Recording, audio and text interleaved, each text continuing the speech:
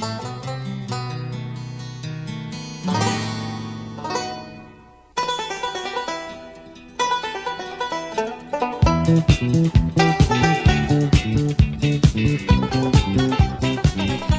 and welcome to another episode of the Cover Zero podcast, a show where I cover the least in the best way possible. I'm your host, Jason Wells. Today is Friday, November 14th. Another very good week of football we have ahead of us, and that's just not me saying that, because any week of football is a great week of football, obviously. No, we have games like the Buccaneers versus the Bills, Bears, Vikings, Seahawks, Rams, Chiefs, Broncos, capping it off all on Sunday night with Lions and Eagles. We have a lot of good matchups this week, and I said last week where I'm like, I'm not really sure who's good, or these teams that have really good records, I don't think they're as good as, again, this week is going to prove a lot. This is a lot of put up or shut up for some teams, and we'll talk about all of those games when we talk about them in the Week 11 preview. Unfortunately for us, we also have probably one of the worst games of the week, one of the biggest blowouts of the week probably. Jets at Patriots. That'll be the blind Thursday Night Football recap. And again, with the trade deadline happening, a lot of news has happened. We're past that now. Now not a lot of news has happened. So you're going to be probably a shorter episode today. But that's okay, because I have to go pick up my lovely girlfriend from yoga in like 40 minutes. So let's just get right into NFL Weekly Update then. Starting off with Asante Samuel Jr. Mentioned that he was cleared from the doctors last week. Mentioned a couple, maybe the Vikings, maybe the Packers. Nope, he signs with the Steelers. The Steelers sign yet another aging, hurt, veteran defensive player to just kind of patch on top of that defense and hoping that something works. I don't think that I mentioned, no, I definitely did mention that they traded for Kyle Duggar. So now that secondary is made up of Kyle Duggar, Darius Slay, Deshaun Elliott. Is Deshaun Elliott hurt? I think Deshaun Elliott's hurt. Either way, Darius Slay, Jalen Ramsey, Joey Porter Jr., Kyle Duggar, and now Asante Samuel Jr. That secondary needs a lot of help, and I think if they have the right amount of guys to everyone does their one specific role that they do really well, maybe it'll work. Again, I just think that pass rush is just kind of older at this point, but I don't know, another good vet addition for Steelers. I don't know why Asante Samuel Jr. would want to go play for Pittsburgh. I don't know. I'm assuming money wasn't like, I feel like anyone would have offered him the same kind of one year, however many $1 million deal. So him going to Pittsburgh is an interesting one. He could have ring chased. I assume that he could have anyways. I mean, the Rams make sense at corner a little bit. I don't know. There's better teams out there than the Steelers, but he goes to the Steelers, and it is a good addition. I won't knock that. Deron Payne gets suspended after punching Amon-Ra St. Brown. Pretty self-explanatory. I guess I'll probably talk more about the Deron Payne loss anyways, and the implications when we get to the Dolphins-Commanders game. But either way, yeah, he punched Amon-Ra after he did like the stupid Trump dance celebration. It's a fair reason to punch someone, in my opinion. But yeah, Deron Payne suspended 1 game. Jair Alexander, after getting traded away to the Eagles, is now stepping away from football to, I don't know, figure some stuff out, figure out if he probably still loves football, get healthy a little bit, just get his mindset right. I don't know. I feel like this might be the end for Jair. Maybe he comes back this season. Maybe it's just, I have no idea. I don't think that the Eagles are really losing sleep over this. No one should have thought that, Jair is going to come in and help us out, be a difference maker, whatever. I think that Jair Alexander is gone, sadly. Next note up here, Paul Tagliabue, former NFL commissioner, dead at 84.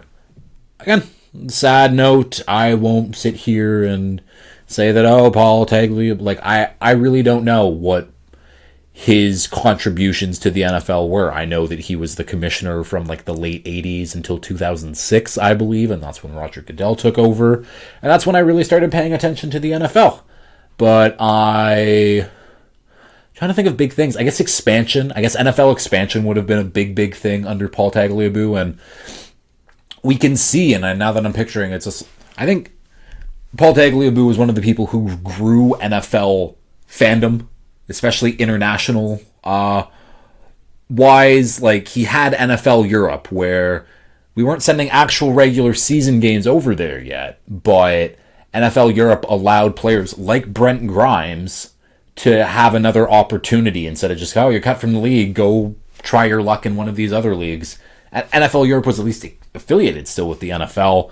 But yeah, grew leagues like that. And I mean, under his watch, we got teams like the Texans, the Panthers, the Jaguars, technically the Titans because they relocated.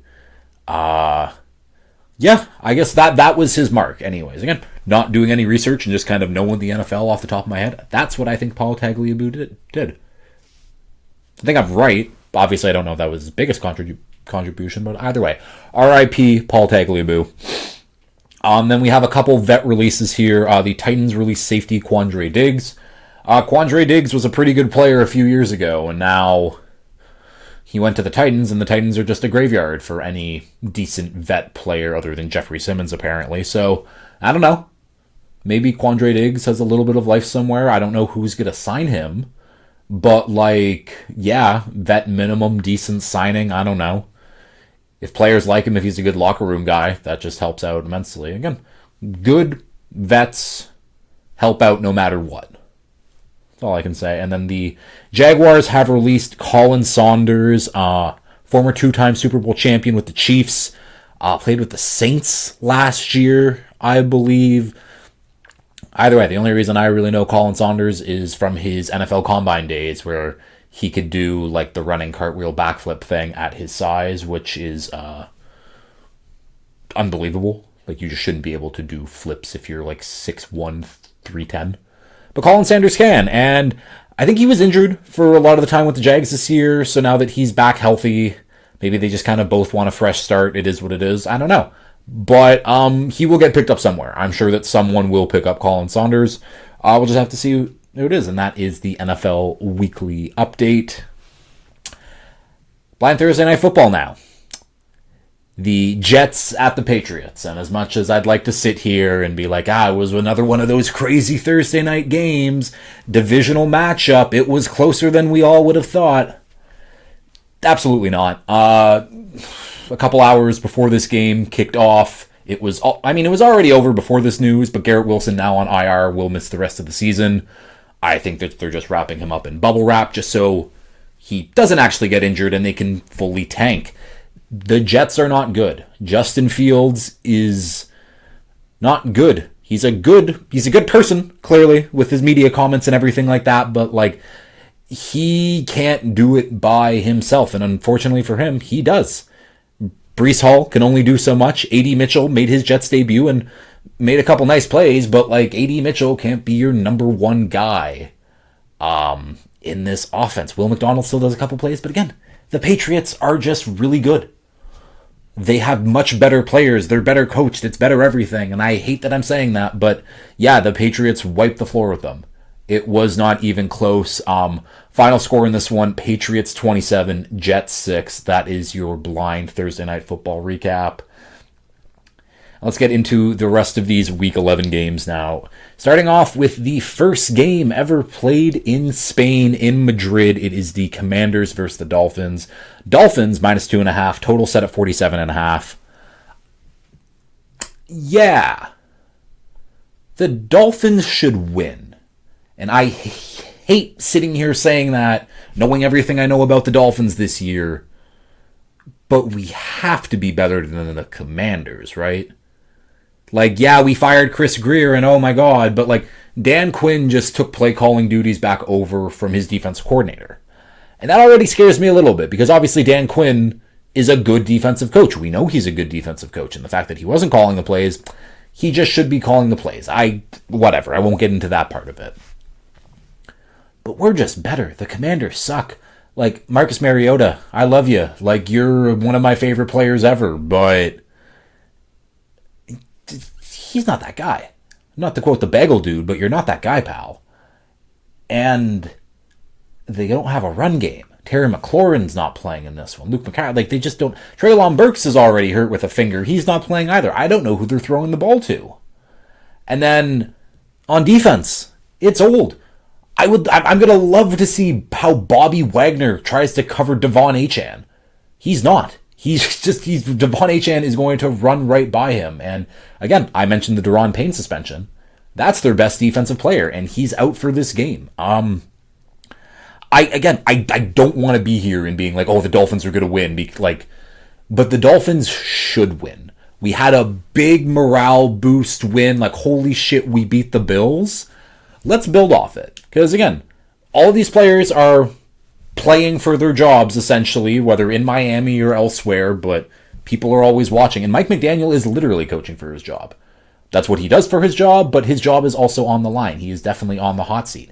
I think he's safe going into next year already, but he needs to start putting some stuff together, and the Commanders should be an easy win. I don't want to sit here, and again, I don't want to sit here and say it's an easy win, but they should be an easy win.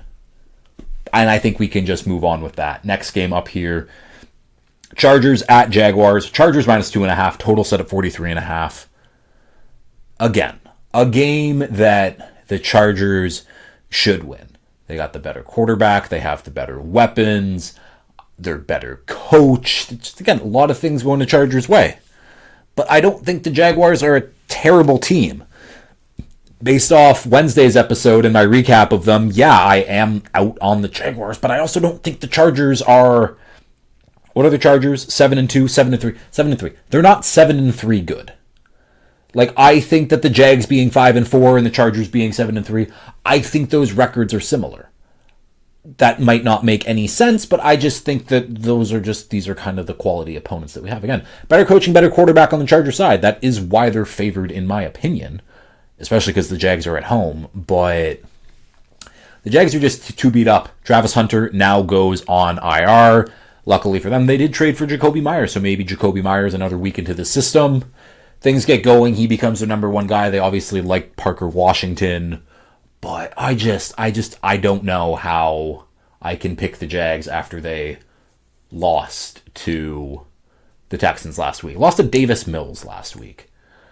But hey, back at home, maybe this is like a get the juices flowing. Because again, I don't think the Chargers are that good.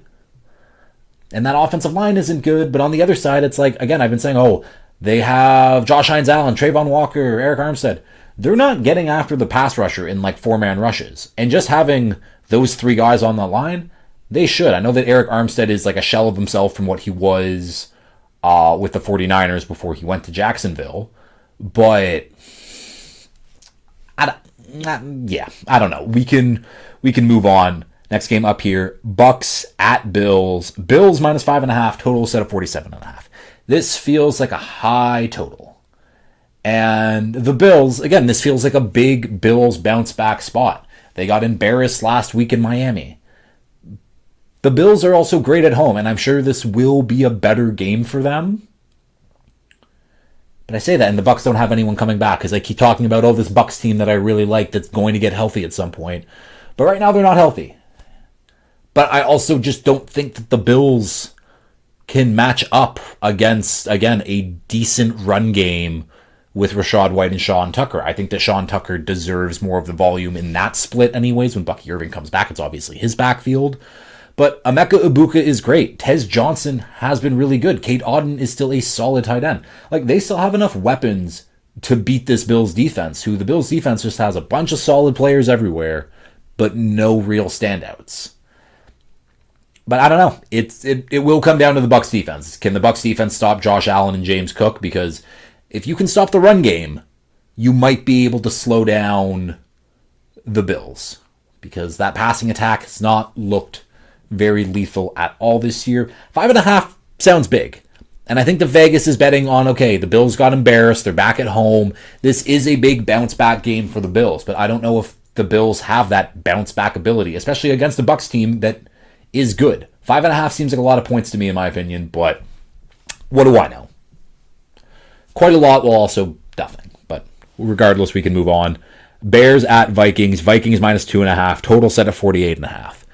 If there were a game for J.J. McCarthy to show us something, it would be against the Bears defense. The Bears defense is not good. Just flat out, it's not good. And yes, they're hurt, and yes, they're missing players, but like, so are a lot of teams. And Justin Jefferson, Jordan Addison, they should be able to go off against the Bears. The run game should also be working pretty decently. It will come down to J.J. McCarthy and his ability to just be the quarterback. It's not even the passing the football that he's struggling with. And he is struggling with passing the football. It's the stuff in between the whistles. It's the getting the play call in fast enough. It's the false starts. It's everything. But this Bears defense should show something. Now, the Bears offense has been good. Darnell Wright looks great. The interior that they signed trade for looks really good. The left tackle, it is what it is. It's good enough anyways. And Luther Burden getting more involved. DeAndre Swift, Kyle Monangai is looking like a solid backfield anyways, at least. Caleb Williams is playing better and better. Things are looking up, but now they get the Brian Flores defense with Andrew Van Ginkel, and Andrew Van Ginkel, since he's been back, yeah, that Vikings defense has taken a huge step up just in their overall ability. I think the Bears are the better team. I have them higher in my power rankings, but that's just more me not believing in J.J. McCarthy. This feels like a stay-away game. I would like to pick the Bears, but obviously the Vikings have the talent. It's just whether or not is J.J. McCarthy going to show up, or is this going to be another performance I put in like the X column for him? I guess we'll see. Packers at Giants. Packers minus 7.5. Total set at 42.5. Jameis Winston is back. The Giants said, we're done with Russell Wilson. And I think the NFL is done with Russell Wilson. I expect after this year, Russell Wilson will be out of the league. I guess we'll see, but Jameis Winston is in. And we'll see what Jameis Winston can do. The answer is not a lot. He'll throw a lot of interceptions, but it'll be fun-ish football. No Brian Dable for them too. So I think the offense is going to take a big hit because again, as much shit as people give Brian Dable, I think he's a good offensive coach. The head coaching thing didn't work out, and we'll see if he ever gets back to that, but he's a good offensive coach. And I think without his direction, an offense that's an okay offensive line, Jameis Winston at quarterback with the weapons of Devin Singletary, Tyrone Tracy, Wan'Dale Robinson, Darius Slayton, Theo Johnson, Daniel Bellinger, like, that's a very bad NFL offense. And yeah, maybe Jameis can have a little fun, but like, this is a game where the Packers should kick their ass. Again, they got embarrassed by the Panthers at home, and then they get embarrassed by the Eagles at home. It's not even really embarrassed by the Eagles, but they still put up 0 points for 3 quarters. This is a game where you walk all over the Giants. We'll see what happens. Feels like this is going to be a big Micah Parsons game anyways. Maybe Packers defense to score a touchdown. That just feels right. We'll see. Next game up here, Texans at Titans. Texans minus 5.5. Total set at 37.5. I think CJ Stroud is still in concussion protocol. He is. Davis Mills is looking like he's going to start. And yeah, Davis Mills wasn't fantastic last week, but again, he was good enough, and the defense is good. Again, everything worked out in the end. But now they get the Titans, and the Titans suck. The Titans are bad. I don't care what they did in the bye week. This is a very bad football team. The Texans defense is going to put Cam Ward in an absolute blender. Will Anderson going against Dan Moore? Nightmare. This feels like a game where the Titans aren't going to score a touchdown, which just feels like a normal Titans game this season. Yeah, like the Davis Mills, Woody Marks, Nico Collins, they'll do enough on offense anyways. And we'll see. But, yeah, I guess we can just kind of leave it at that anyways. The Texans are going to win. I don't care if Davis Mills is at QB. The Titans are absolutely terrible. Panthers at Falcons. Falcons minus 3.5. Total set at 41.5. This is a game where, again, the Falcons need to show we're a better team than the Panthers. The Panthers also need to be like, okay, we beat the Packers, got disappointed last week against the Saints, did not play good football. okay, let's get back on track because the Falcons are still a beatable team. Like, again, I don't think Michael Penix is a good quarterback. I think these teams are kind of comparable anyways. Not sold on either QBs. Pretty good offensive lines, good run games. They got one wide receiver, Ted McMillan, Drake London. And the defenses are sometimes really good and sometimes they don't show up whatsoever. I guess we'll see which version of these teams show up. Again, no real strong leans. I think these are fairly two evenly matched teams. I do think the Falcons have the better talent overall, but I think only note from this game, Darnell Mooney apparently broke his collarbone in training camp and has been playing 10 weeks. He's now on IR. That's insane. Why was he allowed? Why was this wide receiver allowed to play with a broken collarbone? I thought Darnell Mooney just sucked again after last year. Last year he had a phenomenal year. And now, again, public perception of Darnell Mooney is that he's not good. And I know that public perception doesn't change or doesn't... That's not how NFL teams view him. But yeah, I'm sure a lot of GMs, I'm sure a lot of people in... Again, front offices have proven they're really stupid. And I'm sure a lot of these front offices were looking at Darnell Mooney this year and he's like, oh, he's washed anymore. He's not very good. And yeah, finding out he's been playing with a broken collarbone, yeah, that makes sense why he might not be as good. But either way, we can keep going. Bengals at Steelers. Steelers minus 5.5. Total set of 48.5. Apparently Joe Burrow's coming back. I don't know why Joe Burrow is coming back, but he's coming back, apparently. That's not now. That's going to be in week 13, but that's just, I don't know, notable news. Because other than that, okay, Bengals. Okay, Joe Flacco. Not even the Bengals. Okay, Joe Flacco. Okay, Jamar Chase. Okay, T. Higgins. Go score 30 points. Because I honestly don't know if this Steelers offense can. Ooh, yeah, I don't know. Aaron Rodgers has not looked good. And again, their weapons don't really scare you. I still think DK Metcalf is a good player. Jalen Warren is like a good running back. But in terms of like, again, being a good wide receiver versus being like a good running back. Sorry if I hit the mic there and you heard stuff. Either way. Good wide receiver, good running back just because of like value. Like there's a million good running backs in the league. There's not a million good wide receivers. Anyway, maybe good's a little like too rude for DK. Above average. I don't know. That also sounds rude. I don't know. The Steelers offense isn't really good. And like, yeah, the Bengals defense absolutely sucks. This should be the game where like, okay, Steelers offense looking back on track. I think that the Steelers should have tried to add some type of receiver. Because like Calvin Austin, Roman Wilson as your number 2, it's just, it's not good enough. It's not good for any modern day offense. And I don't know what Arthur Smith's plan is with the 3 tight ends. I don't think he knows too. I feel bad for Jonnu Smith. Like Jonnu Smith, who was part of that Jalen Ramsey, Minka Fitzpatrick deal. Like he has a career year with Miami. And he doesn't get the contract he wants. And and now he's just barely playing football. I think that, yeah, I maybe take a little less money to just like be in a spot where you'll actually get used and they'll showcase your talents and that'll earn more outside NFL money. Well, also maybe another contract like eventually down the line because like the way Jonnu Smith's going, like the next couple years, it's just like whenever his contract runs, I don't even know if he signed a new contract. Regardless, I don't know. I'm rambling. The Bengal, like, I just think that this is a very like stoppable force beats movable object type game with the Steelers offense and the Bengals defense, and we'll see who wins, I guess.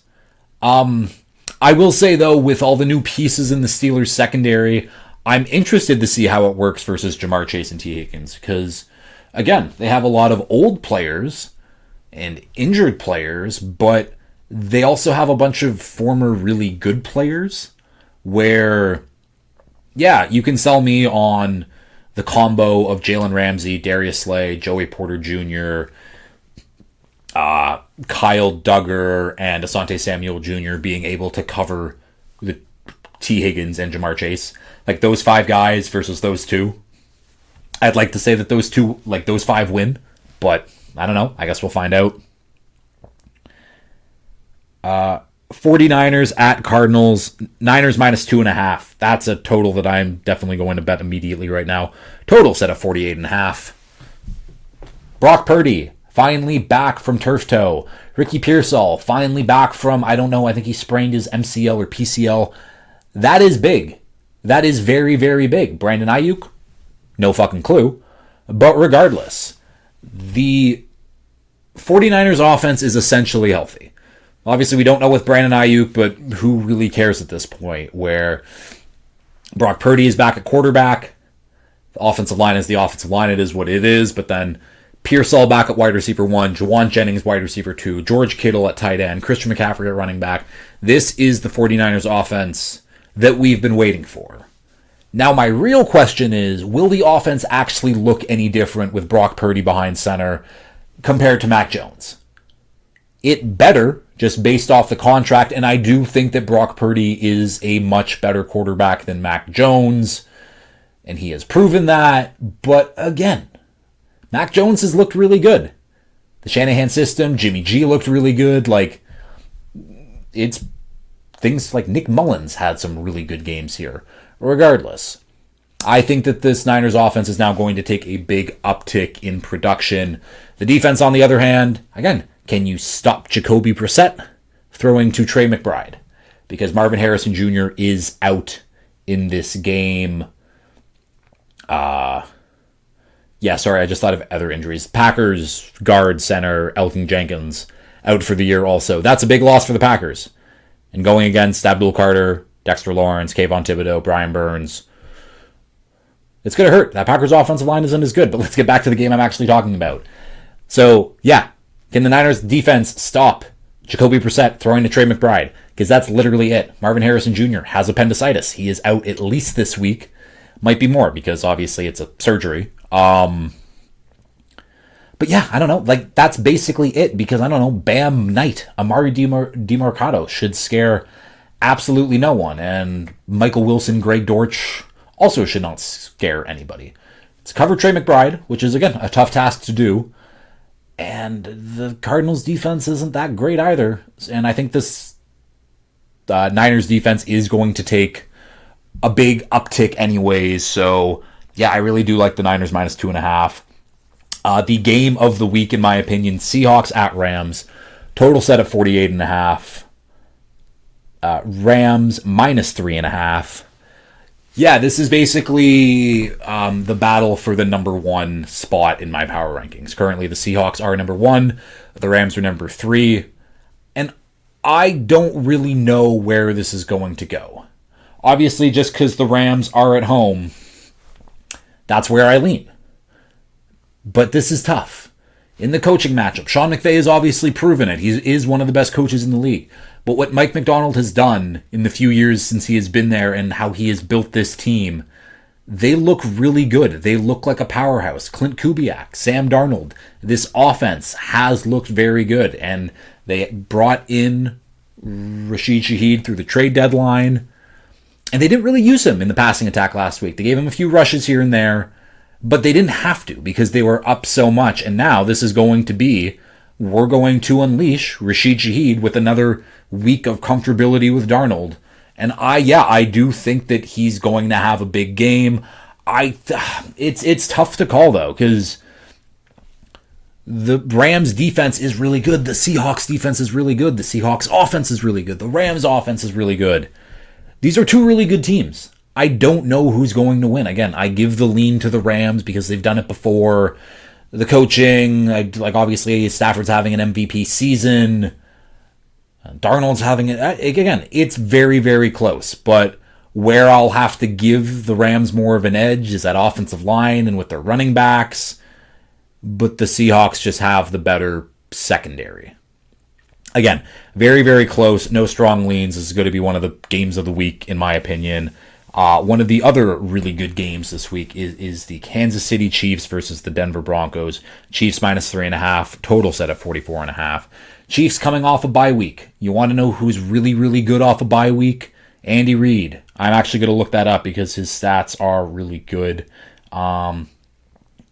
Andy Reid off the bye week. Seriously? Damn you, Google AI. Yeah, he's 21-4 all-time off the bye. This feels like a get-right game for the Chiefs.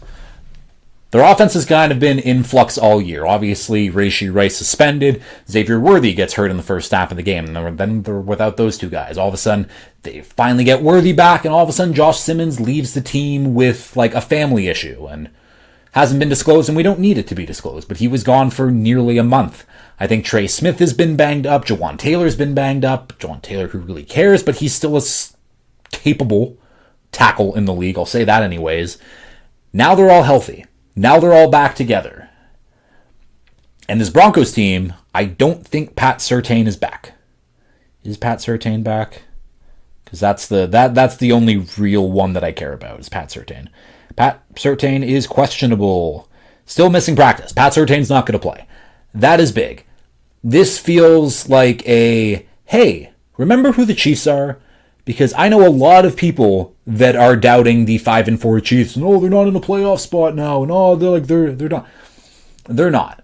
Pat Mahomes, up until the bye week, up until the Bills game, was playing at an MVP level. That Bills game, everything was out of order. It looked terrible. Now they get the bye week. They get a week to plan, recover, rest. And unfortunately, the Broncos are going to be the ones that they take it out on. Yeah. That Broncos defense is really good. But no Pat Surtain, it leaves them a little vulnerable. And yeah, the Bo Nix stinks. That makes my life a lot easier picking the Chiefs in this game. I think the Chiefs, they're going to score a lot of points, and I don't think that Bo Nix can keep up with them. Ravens at Browns. Ravens minus 7.5. Total set at 38.5. This feels like Dylan Gabriel's last game as a starter. They're feeding him to the Wolves, essentially, and not like the Wolves with the Ravens defense. They're not that scary, but like, yeah, this just feels like it's going to be Dylan Gabriel's final game in the NFL. And hey, maybe he comes in as a backup in a few years, but like, Dylan Gabriel's not good. He really isn't, and the Ravens are. And again, the Ravens will have their hands full with Myles Garrett, Carson Schwarzenegger, Mason Graham, Denzel Ward. Still a really good defense. But the same Ravens team also scored like 40 on them in week 2. And they're probably going to do it. I won't say that they do it again, but the Ravens are going to win this one, and I don't really have to spend a lot of time on it. Lions at Eagles. Eagles minus 2.5. Total set at 46.5. Another one of these incredible games. These are my 3 and 4 teams in the NFC, which are all top 5 teams between the Seahawks, Rams, Lions, and Eagles. The NFC is just much, much better than the AFC at the moment. It is what it is, but yeah, I don't really know. I think that's fair of me to say. The Lions, again, their offense is really, really good. The defense has been good enough anyways, and then on the other side, it's like, the Eagles, we're getting different versions of them, and they've also been banged up. I don't know what Lane Johnson's availability is. And again, that changes a lot if I know that Lane Johnson isn't practicing anyways.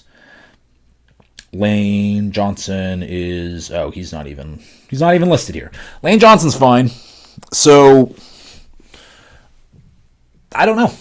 I feel like it's fair. Like, these are 2 really good teams, and I don't know, again, what version of the Eagles are we going to get? I think their defense is good now. I think that their defense is set with Jalen Phillips there. That helps out a lot. They're back healthy. Like, that defense is going to be really, really good for the rest of the year. The offense, 2 different teams. You have the team that, high-flying offense, getting Saquon involved, Devonta Smith, A.J. Brown, Dallas Goedert, like all those guys. And then there's the version that just forgets about all 3 of them and what the fuck is happening. Where the Lions have at least been consistent in what they've been good and bad at, where that Eagles offense, I just don't know what version of them we're going to get. I think that the Lions are probably the safer team to bet on out of the 2, but again, this is going to be a really good game. I'm happy this is Sunday Night Football. This is going to be a very fun matchup. And then finally, Monday Night Football, Cowboys at Raiders. Cowboys minus 3.5, total set of 49.5. I have already taken the Cowboys. Just an FYI, at minus 3.5, because their defense is getting 4 additions to them this week. So Quinnen Williams, obviously, Logan Wilson making their debuts for this team off the bye week, getting that extra rest. And then they've also activated Demarion Overshone at linebacker, which will help out a lot with the addition of Logan Wilson. And also rookie corner Savone Revel out of ECU, one of my guys. And I hope he shows up. And this is the team to show up against, because who the fuck are the Raiders throwing to? Other than Brock Bowers, Trey Tucker, I guess, but this Raiders offense stinks. Their their offensive line is completely vulnerable. And I liked what I've seen from Donovan Ezeraku recently. Getting Quinnen Williams now frees up a lot more guys, because Quinnen Williams will be getting a lot of the attention. And if Revel can at least hold down one side of the field, all of a sudden I'm looking at the Cowboys defense and I'm like, it's not terrible. I still don't think it's good by any means, but like they at least have players that I like. Now Revel hasn't played a down of NFL football, but I still really like him. And the Raiders, offense is bad, defense is bad, coaching is bad. I don't really have to explain myself when Dak Prescott is throwing to CeeDee Lamb, George Pickens running the ball with Javonte Williams. Like, they're a better football team. They just flat out are. That's your Week 11 preview. I have to get going. Luckily for me, everything's a 5-minute drive around here. But I don't know, going to be a really good week of football. I'm excited to recap these games. I thought this was a really good episode personally, but I guess I'll end it here. I have one more day of wilderness CPR training, but I will end it here. As always, if you have liked this, please like, share, retweet, subscribe, tell your friends, all that fun stuff, and until next time, peace.